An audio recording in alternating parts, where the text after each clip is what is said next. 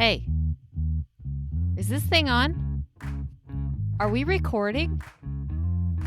Can I get a tech person? Oh, for the love of ed tech. Joining me today is Lori Pringle, who is a district media specialist for East Holmes Local Schools in Berlin, Ohio. So, hey, Lori, thanks for chatting with me today. Hi, good to visit with you again. Yeah, and we have to mention, I guess, that it's just you and I. Corinne's not on this call. So, yeah, for those of you that are tuning in, it's just the two of us. So, I'm going to start, Lori, by asking just how did you end up as district librarian? What led you to that position? Well, in 95, I started in early childhood education and Title I reading with East Holmes. And my husband and I got our administrative master's from Ashland University. And right at the beginning of the school year in 99, 2000, I noticed a position was open for a library media specialist. And I talked to the superintendent and I'm like, hey, what's this job? I just got my administrative license. He's like, you're in. But I knew nothing about libraries. So I Oh, actually wow. started that first year. My library paraprofessionals at my elementaries mentored me.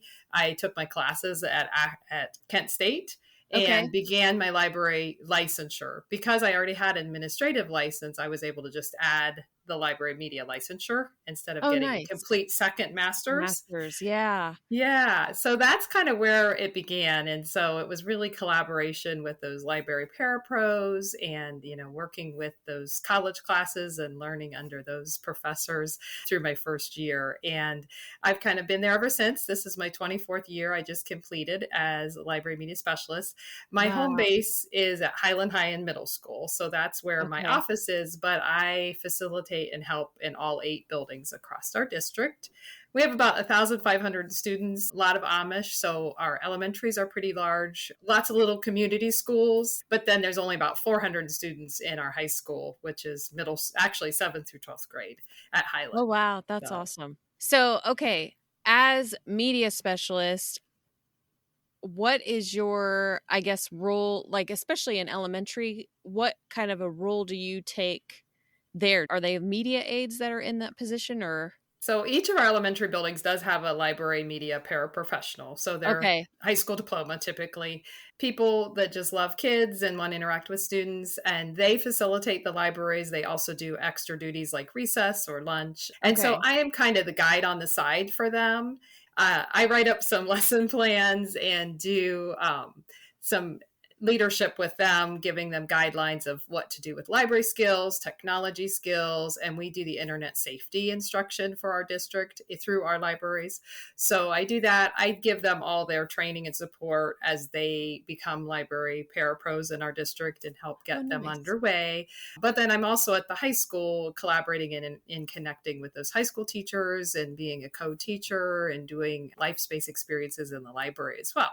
So kind of wearing a lot of different hats. Over the years, I have been active in the technology piece, being kind of that professional support with the ed tech department, with the administration over the years, as we went one-to-one, as we went Google. We shifted to being a Google school. I was right there in the heart of the teacher support, kind of district wide, but focusing more at Highland just because I do work Okay. part time. So I'm typically Yeah. only there 3 days a week. So I just kind of have to work through my parapros at the elementaries and then at the high school as well. Wow. That's kind of a cool role, really. Yeah, it's To, fun. yeah, you get to do a little bit of everything with everybody. Yeah, and Yeah. it's evolved. When I look back at what the job looked like when I began, it as transitions have happened, as we've transformed with technologies. I started with card catalogs and physical sign out cards in Oh, geez. my Yeah. my more rural Amish focused elementary buildings. We automated all of them in those first 5 years that I was in the district. So things have really transformed and evolved, and the job looks different from year to year, which it keeps it a lot of variety, and I enjoy that. Yeah. That's really cool. That's really cool. So I want to know about the Life Spaces program. So I guess maybe talk a little bit about how that evolved. Mhm. So, about 7 years ago, libraries were really shifting to a makerspace movement. And that's when makerspace was such a big thing. We were learning it about OALMA, InfoHio. We were all, on this makerspace wave. And I was like, yeah, I like the makerspace piece, but I think it needs to be more life focused. And part of that stemmed from student needs too. We had eliminated our home ec department when that teacher Oh, retired.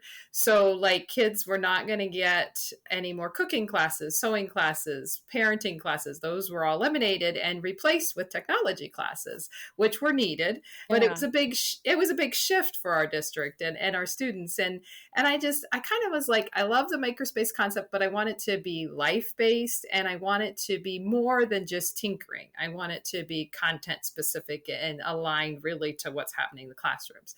So that's kind of where I began with the whole, I called it my life space instead of my maker space. Yeah, no, I And like that.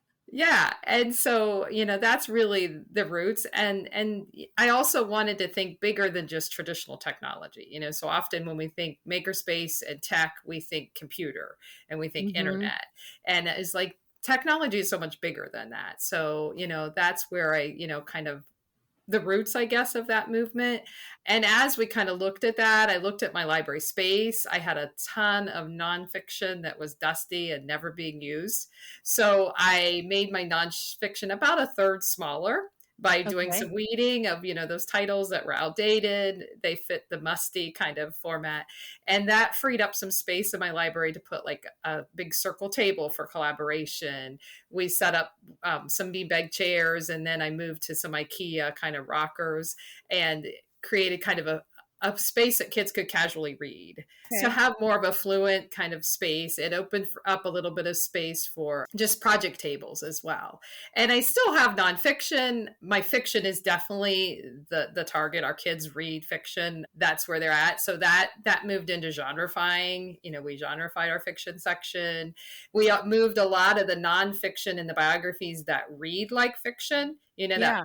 page turner kind of text. We moved those over into the fiction section and put them in a special collection. So that freed up some more space in that back nonfiction area to allow that more flexible learning space.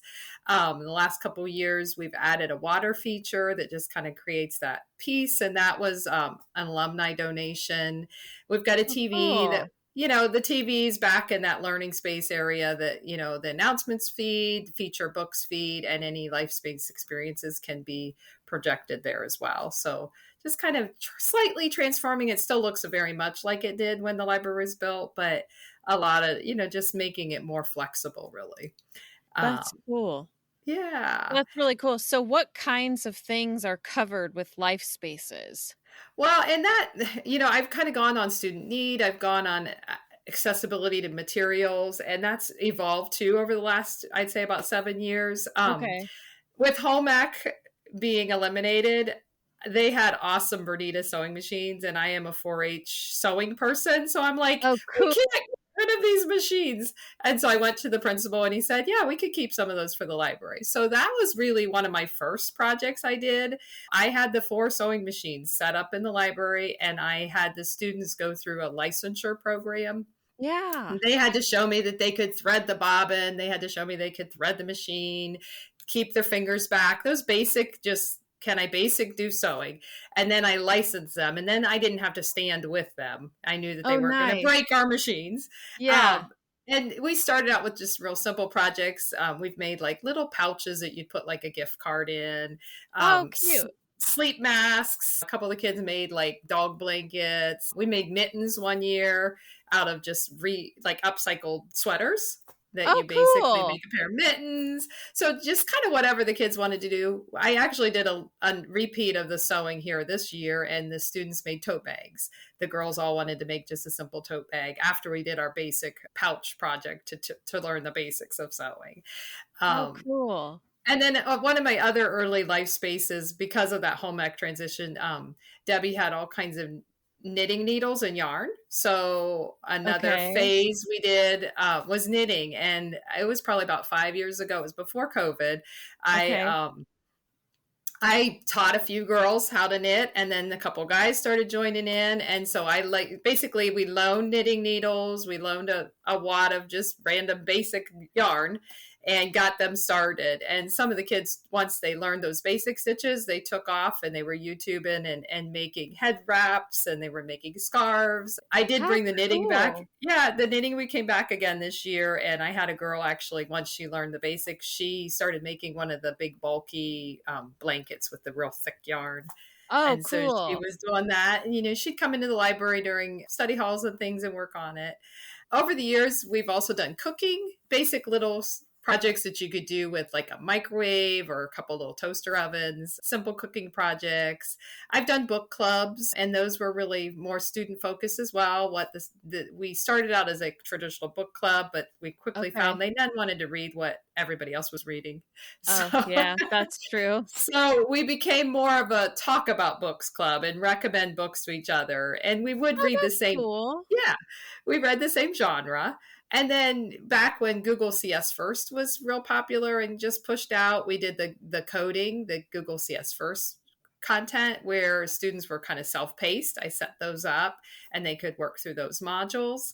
We've done breakout challenges. That's been really popular throughout the whole life space concept. We do those within classrooms, but the kids can also come to the library.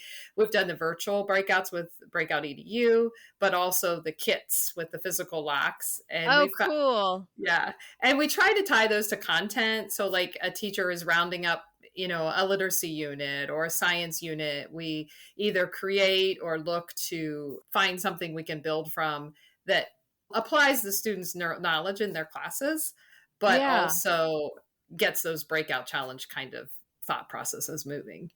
How cool is that? Okay, Yeah. how do the kids get to participate? Like, do they have to sign up, or is there a designated like bell time, or how does that work? So when I began the Life Space in the Library, it was just kids during study hall. Our students Okay. can sign out each period. When they're in study hall, we have a sheet. They can sign out to come to the library. So they come up to the library during their study hall, and that's when they would sew or they would learn to knit. Things like the cooking, I would do like a featured day. So I Okay. said, this Tuesday and Thursday, we're going to do cooking. And then because those were so popular, I did have them kind of pre-register. um, Okay. Things like book club, that actually became like a group of students, and we met we'd pick a day of the week. One year it was Tuesdays, one year it was Mondays, but we'd meet every Monday, and we would do that kind of through that lunchtime block. We have like a intervention kind of time at that point. And this year we Okay. had like a hawk time at lunchtime. And so that was more of a designated time. The kids would come for like a book club. So it really looks different depending on the day. The breakout challenges are more teacher collaboration. So we're, setting up a specific, prepare that kit, that breakout challenge or that online. And then that's happening at a certain time within a whole class. So all the English 9 kids do that breakout challenge all day long. Or I've Okay. taken those kits to the elementaries, and we do, all the 5th grade classes on a certain day. So it really looks Gotcha. different for each project. Okay.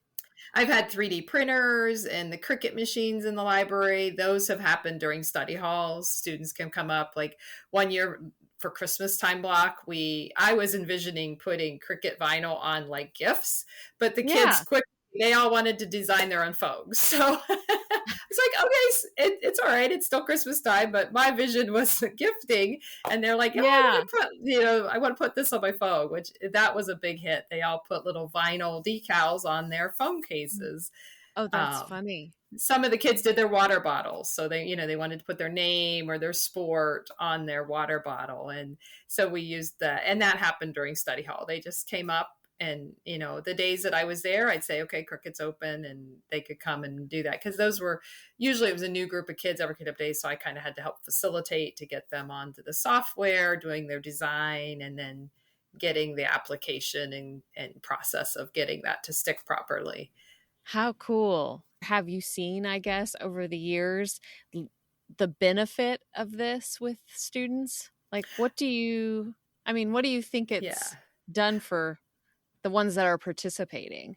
Well, I think for one thing is really you build relationship with students on a new level, getting that connection, watching, especially for example, like the book club or, even the design space kind of pieces, when you see kids that don't normally interact coming Mhm. together, it's a freshman and a senior that would have never really talked to each other. And they build those relationships and they're helping each other. With my sewing just this last semester, I saw that a lot. A student was struggling and another student, is all of a sudden over there over her shoulder guiding her through winding that bobbin or whatever task they were struggling with. And they were students that you wouldn't normally see hanging out together. Oh, So seeing cool. that, and then I really found it's a way to connect with students in a new level too. And they see me differently and get to know them because with my district role and being part-time, I don't get a lot of one-to-one time with students. I have an aide at the high school that does day-to-day checkout. And so it brought me out into the students as well and able to interact and connect with them. And in the last couple of years, Highland has moved to like a leader in me philosophy. And actually this life space has been embraced by our whole building. And not to say that I'm the roots of it. I think it was that it's a true need of our building. Through our student leadership team, they worked with administration and we came up with what we call hawk time. So the way our Okay. lunches work, we have like a half hour that the middle school students are all at lunch. So during that half hour, all the high school students are in what we call hawk time. And that is where I did my sewing this year and I did my book club during that time frame. And so basically the teachers all say what kind of a life kind of space experience they want to share with kids, whether it's, a personal interest, like one of the guys did refereeing, one did golfing, another teacher did cooking, we had esports, I had book club, junk journaling, scrapbooking, just whatever kind of life hobby kinds of experiences. Ag teacher did fishing. And Oh, so cool. that kind of, I think, fits in that bigger picture of that life space concept. And I mean, it's in a sense happening across our whole building and all the teachers. And so, and we all talked about how, some days it's a struggle to keep kids on task because it's not graded, Mhm. and their interest dwindles, or maybe they didn't get into their topic they really wanted. But then other times it's really a powerful, like, seeing these students thrive and learn something new and build that partnership with that teacher. And really we're encompassing that ed tech, we're encompassing that technology, but it's in authentic life kind of experiences. So that was really cool. And we don't meet, hawk time meets every day, but you don't actually do hawk time experiences every day. So some days the Okay. kids are just in like a study hall environment, and that's when like student council can meet, the guidance counselor can meet with a class and things like that. So that's where the sewing fit in really well, as it actually filled in larger into that larger building plan this school Yeah, year. So that's really cool. And I think, I don't know, giving them that real world experiences and exposure to figure out what they enjoy doing, I yes. think that's very valuable. Yeah, so it's been neat, and then through that Hawk Time experience, and even just that student leadership team, they've actually done like community service days, and they've done guest speakers have come in. We had a whole day where they had guest speakers all morning, and the kids rotated around to different sessions, and Oh, heard from cool. community. And I've done that too within my library life space. We've had a guest seamstress. I had an author years ago that publishes like teenage and adult literature. And then this past year, we had a children's author, and she actually went through the editing process and the writing process. And she actually co authors with her grandchildren and makes Oh, kind of like cool. a book, but it's kind of a scrapbook story kind of with her grandkids. And so, having those guest speakers in and allowing students to see how technology can be used in real life experiences too, with journaling and writing and editing and things like that. Yeah. Well, and just like the exposure of the possibilities, Right. because I mean, just like with that author and the scrapbooking as kind of like a story, Yes. is something you might not think that you could do past your like maybe personal Personal story. enjoy. Right. Yeah. Yeah. Yeah. So that's really cool. Yeah. Yeah. It's neat. It's fun to experience and explore all those different avenues. Yeah. Well, and I like that you also, because I know that idea of makerspace Mm-hmm. was so big, and I know like a lot of people, including myself, struggled with like how to make it meaningful, Mm-hmm. as opposed to just like, free play, because while that's important, but it doesn't necessarily always offer, I guess, a meaningful experience. Mm-hmm. They're And not that necessarily getting something from it. I think it's great to tinker and play. I mean, and Yeah. I early on I was envisioning just having the cardboard and letting them explore, and I had just haven't gotten moved into that. And really, that whole COVID thing did kind of delay my whole like I was felt like I was just kind of up and rolling and really moving, and then And then, boom, and education looked different. And then that year when we finally came back, we were sitting two to a table and assigned seating, and so like there was no maker space, no life space, no interaction because it was so dry trying to avoid the COVID mess. And so, yeah. and then this year I'm really trying to kick it back off again and move forward with it. So and I think it has to evolve with what the needs of the school are. Like I mentioned, Mhm. now we're moving into this whole hawk time thing. So if that happens again next year, I foresee some of my library life space working with that time frame. And then like I told the students that learned they were in my sewing hawk time, I'm like, you can come use the sewing machines during study hall. And they would come up and work on projects. And I had a student come and hem a pair of shorts. She made Oh, like how cool. made a pair of sweats into shorts. So I was guiding her through that. And that was happening during just library study hall time. And then there's other kids sitting and reading, there's other kids doing homework, there's other kids working on, their Chromebook on an assignment, all kind of in that multi-space, just providing whatever need in that environment we can provide. Teachers, you can now earn contact hours toward grad credit for listening to the podcast. Visit fortheloveofedtech.org for more information. And to find ideas for topics and stuff, do you have kids that they'll just come run into you in the library and be like, hey, I really want to do X? Or how do you kind of Yeah. survey what the need is? Yeah, I mean, early on, I did talk to the kids back when I was trying to evolving this. I had an English teacher that I partnered with, and we kind of surveyed the kids and we discussed with kids what did they want. And that's where Okay. part of that life space concept, because they're like, we want cooking, we want, because they were still bitter. They wanted their home ec. They liked their home ec classes or family computer. I guess we should say family consumer science. They like their family consumer science classes, and that's kind of where that began at the beginning. Now I kind of I almost facilitate what I know I can work into that month or that year and Yeah. what tools I have available. Okay. So like, I was like, I haven't used the sewing machines for a couple years. So I got those out again this year. And I was able to borrow like the virtual reality headsets from WUB Learning Lab. So we had those Okay. in last spring, and the drones. I borrowed some drones from the WUB Learning Lab. And so we were doing drones in some of the classes. My English teacher and my tech teacher, we took the kids outside and we did explorations with the drones. So because I had availability of that tool. Gotcha.